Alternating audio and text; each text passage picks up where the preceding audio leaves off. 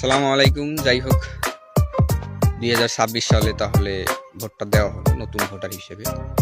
তো যাকে আমি ভোট দেই না কেন এটা মূল বিষয় না। মূল বিষয় হলো আমি বিজয়ের পক্ষে। এখন আমি বিজয়ের পক্ষে কেন এই নিয়ে কথা বললে আসলে অনেক লোকজনের সাথে আমার আবার তর্ক বেঁচে যাবে।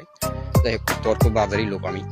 এখন আমি ভোট দিছি হলো যে কোনো একজনকে, এখন যেই হোক সে কিন্তু বিজয়ী হবে না হবে সেটা আমার উপর নির্ভর করে না, সেটা সময় সাপেক্ষের উপর নির্ভর করে। এখন এখন একটা সরকার যদি গঠন করা হয়, এখন তার উপরে কি থাকবে ভাই? সার্বভৌমত্ব, তার উপর একটা দায়িত্ব থাকবে। এখন সার্বভৌমত্ব বলতে আমরা কি বুঝি? সকল ক্ষমতার অধিকারী, সবকিছু সে নিয়ন্ত্রণ করতে পারবে। এখন প্রতি বছরেই দেখি আমরা ভোটারের সময় কিছু না কিছু দ্বন্দ্ব লেগেই থাকে। তো দ্বন্দ্ব লাগবেই। কেন দ্বন্দ্ব লাগে জানেন ভাই? কারণ আপনাদের দল গোত্র জাতি কখনো একত্র করতে পারেন না। এখন আপনি প্রতিবারে যদি এই ভোট সিস্টেমটা করেন, তাহলে কি ভাই, কি বুঝাতে চাইলেন আপনি এখানে? যে ভাই না, একটা দল উন্নতি করে নাই, আমি আরেকটা দলকে তুলবো, সে কিনা আসমান পরিমাণ আমার দেশকে এগিয়ে নিয়ে যাবে। তাহলে ভাই আমি আপনাদের আগে বলে রাখি, আপনাদের মতো মূর্খ আর কেউ নাই।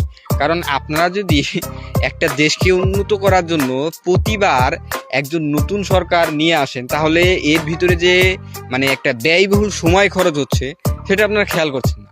আর হলো, আপনারা যদি একটা জাতির ভিতরে, একটা দলের ভিতরে যদি দুইটা দল তৈরি করেন, তাহলে আপনারা কিভাবে এগোতে পারবেন? আমি এটাই বুঝি না। একটা দল থাকতে আরেকটা দল কিভাবে আগাইবে? একটা দল যদি সামনে আগায়, আরেকটা দল তো পিছিয়ে থাকবে। এইভাবে একটা দলের ভিতরে টাকা খরচ হবে। তো আমি কি বলি, আমি সবসময় কথা বলি, যে কোনো একটা জিনিস করুন। কারণ আপনারা যদি একটা জাতি হইতে না পারেন, একটা দল একত্র করতে না পারেন, তাহলে আমি আবারও বলছি, যতবারই আপনারা ভোট করবেন দ্বন্দ্ব লেগেই থাকবে।